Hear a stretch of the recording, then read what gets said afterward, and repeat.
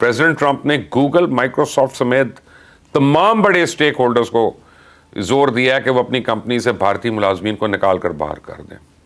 लेकिन सुने जरा प्रेसिडेंट ट्रंप भारत के बारे में किन ख्यालात का इजहार कर रहे हैं। Many of our largest tech companies have reaped the blessings of American freedom while building their factories in China, hiring workers in India, and slashing profits in Ireland. You know that? All the while dismissing and even censoring their fellow citizens right here at home. Under President Trump, those days are over. We need U.S. technology companies to be all in for America. We want you to put America first. You have to do that. That's all we ask. That's all we ask. Bharat को इस बात का बड़ा घमंड था कि दुनिया की बड़ी टेक कंपनीज जो उनके आला उहदों पे उसका कब्जा है। असल बात यह कि जो काम एक अमेरिकन सॉफ्टवेयर इंजीनियर $1000 में करता है, वही काम भारतीय सॉफ्टवेयर इंजीनियर $200 में कर देता है। और इस कारोबारी चाल की वजह से ये लोग अमेरिका में मुसलसल बिजनेस हासिल कर रहे हैं और मकामी माहिरीन को बेरोजगार कर रहे हैं। तो ट्रंप इंतजामिया जब से आई है, वो बार बार अपने तजारती इदारों से अपील कर रहे हैं कि वो इंडिया में अपने कारखाने बंद करें और उन्हें अमेरिका के अंदर शिफ्ट करें ताकि अमेरिकन शहरियों को रोजगार मिल सके। तो अमेरिका के नायब सदर जेडी वैंस जो हैं, उन्होंने सिर्फ टेक इदारों में 9000 असामियों की निशानदेही की है जिसमें भारतीय शहरी विराजमान है।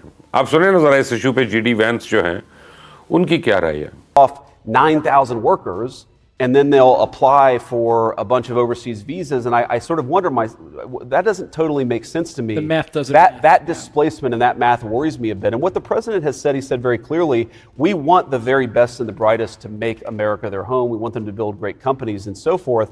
But I don't want companies to fire 9,000 American workers and then to go and say we can't find workers here in America.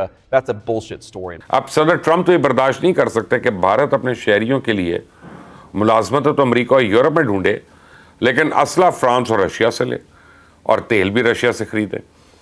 Bharat ने आलमी फोरम्स पे हिमायत के लिए हमेशा व्हाइट हाउस से मदद मांगी।